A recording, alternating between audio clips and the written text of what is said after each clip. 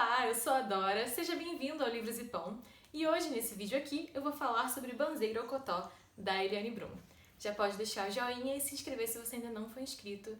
Eu te vejo daqui a pouquinho, depois da vinheta.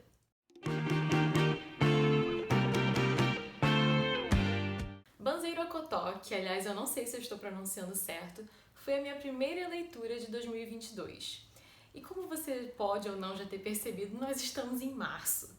Então eu demorei um bocado para falar sobre esse livro, porque eu senti que eu tinha muita coisa a falar a respeito desse livro. Só que, ao mesmo tempo em que o tempo foi passando, eu confesso que eu posso ter esquecido de algumas dessas coisas.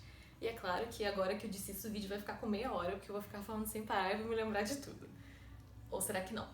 Aviso, o vizinho começou a escutar um som bem alto agora, então se por acaso esse vídeo ganhou uma trilha sonora, foi apenas coincidência do destino.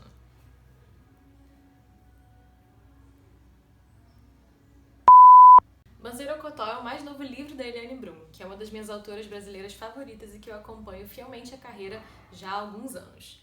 E pra falar a verdade, eu já li basicamente tudo que ela publicou, exceto o livro da Coluna Prestes, que eu nunca achei pra vender por um preço minimamente acessível.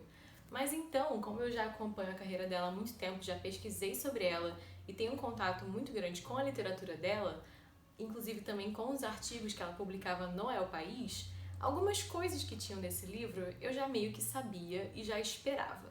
Mas ainda assim foi uma leitura importante pra mim e agora eu vou te dizer o porquê disso. E uma coisa interessante de notar antes de eu botar o livro na estante é que esse livro ele tem uma textura diferente aqui no título, no subtítulo e no nome da autora, e também é um livro que tem muitas fotografias do Lilo Clarito, que era o fotógrafo parceiro da Eliane Brum e que infelizmente faleceu de Covid. Mas enfim, as fotos ficam incríveis aqui e só acrescentam ao valor daquilo que a Eliane está falando.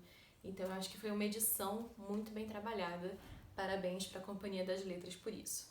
E tendo em mente tudo isso que eu falei de já ter tido muito contato com a escrita da Eliane Brum, eu fiquei pensando em como esse livro se difere dos demais livros dela. E eu acho que ele é um livro que demarca muito fortemente a mudança que ocorreu na carreira dela.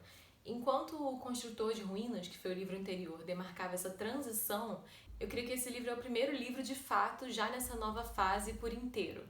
Esse livro é o livro que já comporta e já traz a nova Eliane Brum para o mundo literário e para os seus leitores. Coisa que até então já estava muito evidente pelos artigos que ela vinha publicando no El País, mas que ainda não estava tão em voga no mundo literário que ela construiu. E uma coisa muito interessante desse livro é que ele é escrito fora de ordem cronológica.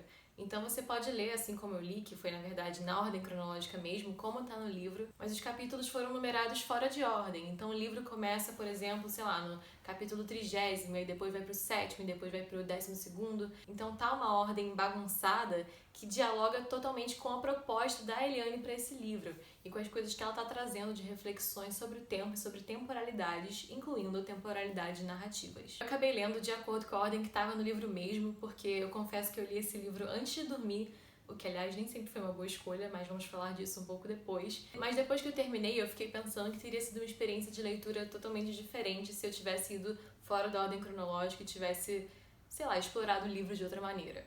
Porque eu acho que nessa ordem que eu li, que era a ordem indicada pelo livro ao mesmo tempo que era uma ordem bagunçada, às vezes acabava que assuntos muito parecidos se repetiam em momentos distintos do livro. E às vezes eu sentia vontade de que eles estivessem mais agrupadinhos ali, para não parecer, para não me dar a impressão de que eu estava batendo na mesma tecla de leitura. E essa sensação de bater na mesma tecla acabou sendo uma sensação um pouco recorrente, porque esse livro, como eu falei, ele é diferente dos demais livros de Eliane Brum. Então ele mistura política com relatos pessoais, com chamados para luta, com coisas que ela já tinha escrito anteriormente, como em artigos, e até mesmo coisas que ela mencionou no Construtor de Ruínas, por exemplo. Então, para mim, que já conhecia bastante do que ela escreveu, alguns pontos ali eu já tinha noção, já esperava coisas que ela ia falar naquele momento, mas, por outro lado, ver todos eles agrupados ali e conseguir ler eles nesse conjunto foi muito esclarecedor e acho que ajudou a dar força para as coisas que ela afirma. E sobre essa parte dos relatos pessoais é interessante, porque ela tem um outro livro, né, O Meus Desacontecimentos, que é o livro dela que mais se aproxima de uma autobiografia. Só que eu achei que as coisas que ela conta nesse livro são, de certo modo, muito mais íntimas do que as coisas que ela contava dos meus desacontecimentos. Talvez pelo modo como ela narra, ou então porque hoje em dia eu já tenho um contato maior com ela, ainda que ela não saiba que eu existo, mas eu senti que nesse livro ela assim mostrou a verdade nua e crua, não só do Brasil e não só de Altamira, mas também como da vivência dela e das mudanças que tudo isso causou nela. Por isso que eu falei anteriormente que esse livro demarca e anuncia fortemente quem é a Eliane Brum atualmente e o que ela está lutando por, e como agora ela jamais vai conseguir voltar atrás, porque justamente ela ficou envolta no banzeiro. Inclusive, eu acho que essa parte que ela fala sobre o banzeiro, sobre a relação dela com a natureza e especificamente com essa palavra banzeiro, com o que ela significa, é um ponto muito forte do livro, é uma coisa que não só esclarece, mas nos aproxima dela, da ideia dela e da linha de pensamento por trás desse livro. Esse é um livro bastante político, que traz coisas muito fortes, situações muito fortes e reflexões muito pertinentes sobre vários momentos que a gente já viveu ao longo das décadas e dos séculos. E tem coisas que ela apontou ali que são coisas que eu já suspeitava, já sentia, mas que lendo elas escritas assim, de forma tão clara e tão pontual, foram coisas que às vezes me tiravam o sono, sabe? Porque eu lia e eu falava, caramba, é verdade. E como eu vou dormir com essa agora?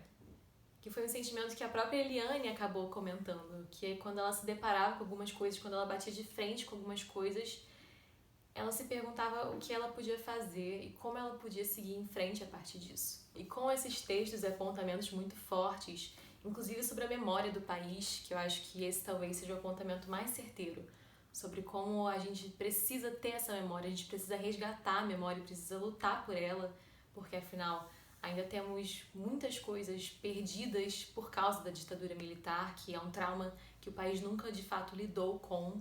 Mas tendo esses apontamentos e textos tão fortes e potentes, uma coisa que eu gostei muito do livro foram os respiros. Foram as passagens que te faziam recuperar o fôlego para poder depois encarar mais textos fortes e socos na cara literários. E dentre essas passagens se destacam a passagem do nascimento das tartarugas, que a Eliane ficou emocionada narrando e eu fiquei emocionadíssima lendo. Jamais achei que eu fosse me emocionar com o nascimento de tartarugas, mas depois eu fui até pesquisar sobre porque eu achei de fato muito lindo, até me arrepiei agora falando. E uma parte também que eu gostei demais, que eu até postei no Instagram na época, no Story, é uma parte que ela narra a castanhinha. Mais precisamente, ela narra um momento em que os homens na viagem estavam conversando sobre como dar prazer às mulheres. E aí um dos homens que estava ali a trabalho junto com a Eliane, ou seja, não era nativo dali, estava falando sobre o clitóris, sobre a importância do clitóris e tudo mais.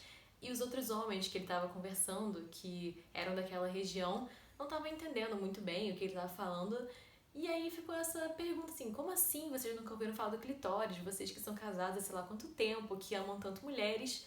E os caras não estavam muito entendendo o que ele estava falando, até que de repente um deles sacou e falou, ah, a castanhinha.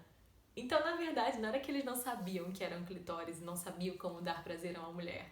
Era simplesmente uma questão de nomenclatura, que o que o cara da cidade conhecia como clitóris, eles conheciam como a castanhinha. Que, vamos combinar, é um nome muito bom, achei sensacional. Então essa passagem pra mim foi uma passagem muito sensível e divertida, que eu gostei bastante de ter lido, que eu lembro até hoje, tanto que eu tô aqui falando pra vocês sobre, bem como essa das tartarugas, que eu tô arrepiada até agora, só de pensar em. E que nem eu disse no início desse vídeo, eu pensei tanta coisa sobre esse livro que eu acho que eu não vou conseguir falar nem metade aqui agora, mas eu posso dizer com certeza que pão seria esse livro, que é a pergunta clássica aqui do canal, né? E pra Banzeiro-Ocotó, eu diria que Banzeiro-Ocotó é um pão francês duro. Aquele pão que por acaso alguém esqueceu de comer e já endureceu e virou praticamente um tijolo. É aquele pão que você usa pra tipo socar alguém se você quiser, pra jogar na pessoa.